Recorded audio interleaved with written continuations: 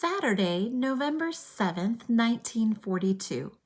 Dear Kitty, Mummy is frightfully irritable, and that always seems to herald unpleasantness for me. Is it just chance that Daddy and Mummy never rebuke Margot, and that they always drop on me for everything? Yesterday evening, for instance, Margot was reading a book with lovely drawings in it. She got up and went upstairs, put the book down, ready to go on with it later.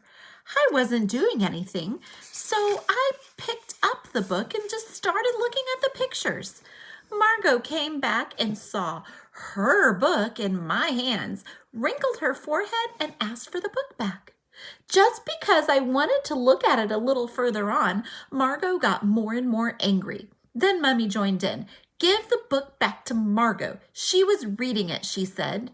Daddy came into the room. He didn't even know what it was all about, but saw the injured look on Margot's face and promptly dropped on me. I'd like to see what you'd say if Margot ever started looking at one of your books. I gave way at once, laid the book down, and left the room, offended, as they thought. It just so happened I was neither offended nor cross, just miserable. It wasn't right of Daddy to judge without even knowing what the squabble was about. I would have given Margot the book myself, and much more quickly, if Mommy and Daddy hadn't interfered. They took Margot's part at once, as though she were the victim of some great injustice. It's obvious that Mommy would stick up for Margot. She and Margot always do back each other up. I'm so used to that I'm utterly indifferent to both Mummy's jawing and Margot's moods. I love them, but only because they are Mummy and Margot. With Daddy, it's different. If he holds Margot up as an example, approves of what she does, praises and caresses her, then something gnaws at me inside because I just adore Daddy. He is the one I look up to. I don't love anyone in the world but him. He doesn't notice that he treats Margot differently from me. Now Margot is just the prettiest, sweetest, most beautiful girl in the world. But all the same, I feel I have some right to be taken seriously, too. I have always been the dunce, the ne'er-do-well of the family. I've always had to pay double for my deeds, first with the scolding, and then again for the way my feelings are hurt. Now I'm not satisfied with this apparent favoritism anymore. I want something from Daddy that he is not able to give me. I'm not jealous of Margot. I never have been. I don't envy her good looks or her beauty. It is only that I long for Daddy's real love, not only as his child, but for me and myself. I cling to Daddy because it is only through him that I am able to retain the remnant of family feeling. Daddy doesn't understand that I need to give vent to my feelings over Mummy sometimes. He doesn't want to talk about it. He simply avoids anything which might lead to remarks about Mummy's feelings. Just the same, Mummy and her failings are something I find harder to bear than anything else. I don't know how to keep to myself. I can't always be drawing attention to her untidiness, her sarcasm, her lack of sweetness. Neither can I believe that I'm always in the wrong. Man, it seems like Anne's mom is having a super tough time, doesn't it? Listen, sometimes our parents are going to have a really hard time going through this quarantine because they might, it's just stressful and they might not make the kind of money they used to. And it's hard having people home all the time. So they might be a little bit cranky. The house might be a mess, but just give them a break, okay? Go up and give them a hug and tell them it's all going to be okay. I am always making resolutions not to see Mom's bad example. I only want to see the good side of her and to seek in myself what I cannot find in her. But it doesn't work. The worst of it, that neither Daddy nor Mommy understands this gap in my life, and I blame them for it. I wonder if anyone can succeed in making their children absolutely content. Y'all, they can't. It's up to us to be content. Sometimes I believe that God wants to try me, both now and later on. I must become good through my own efforts, what without examples and without good advice. Then later on, I shall be all the stronger. Who besides me will ever read these letters? From whom but myself shall I get comfort? As I need comforting often, I frequently feel weak, dissatisfied with myself. My shortcomings are too great. I know this, and every day I try to improve myself again and again. Oh man, my treatment varies so much.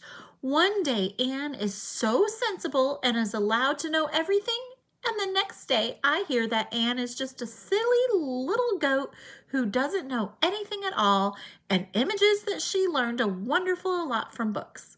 I'm not a baby. I'm not a spoiled darling anymore to be laughed at, whatever she does. I have my own view, plans, and ideas, though I can't put them into words yet. Oh, so many things bubble up inside me as I lie in bed, having to put up with people I'm fed up with who always just misinterpret my intentions. That's why in the end, I always come back to my diary. That is where I start and finish because Kitty is always patient. I promise her that I shall persevere in spite of everything and find my own way through it all and swallow my tears. I only wish I could see the results already or occasionally receive encouragement from someone who loves me. Don't condemn me. Remember that sometimes I too can reach a bursting point. Monday, November 9th, 1942. Dear Kitty, yesterday was Peter's birthday. He was 16. He had some nice presents. Among other things, he got the game of Monopoly, he got a razor and a lighter.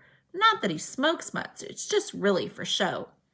The biggest surprise came from Mr. Van Daan when at 1 o'clock he announced that the British had landed in Tunis, Algiers, Casablanca, and Oran. This is the beginning of the end, everyone was saying, but Churchill, the British Prime Minister, who had probably heard the same thing in England, said, "This is not the end. It is not even the beginning of the end, but it is perhaps the end of the beginning." Do you see the difference? There is certainly reason for optimism. Stalingrad, the Russian town, which they've already been defending for 3 months, still hasn't fallen into German hands.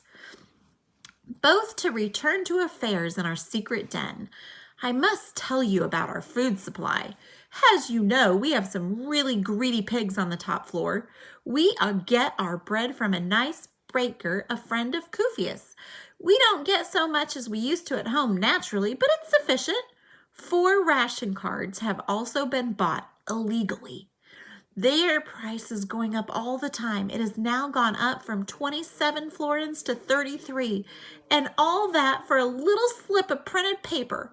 In order to have something in the house that will keep, apart from the 150 tins of vegetables, we have bought 70 pounds of dried peas and beans. They are not all for us. They're for some office people too. They are in sacks which hang on hooks in our little passage inside the hidden door. Owing to the weight of the contents, a few stitches in the sacks burst open. So we decided it would be better to put our winter store in the attic, and Peter was giving the job of getting it all up there. He had to manage 5 of the 6 sacks upstairs intact, and he was busy pulling up number 6 when the bottom seam of the sack split in a positive hailstorm of brown beans came pouring down and rattled down the stairs. There were about 50 pounds in the sack, and the noise was enough to waken the dead. Downstairs, they thought the old house with all the contents was coming down on him. And thank God there was no strangers in the house today. It gave Peter a moment's fright. But he was soon roaring with laughter, especially when he saw me standing at the bottom of the stairs like a little island in the middle of sea beans. I was entirely surrounded up to my ankles in beans. Quickly, we started to pick them up, but the beans were so slippery and small, they seemed to roll into all the possible and impossible corners and holes. Now, Every time anyone goes downstairs, they bend down once or twice in order to be present. Mrs. Van Daan with a handful of beans. I'd almost forgot to mention, Daddy is quite better again. Yours, Anne.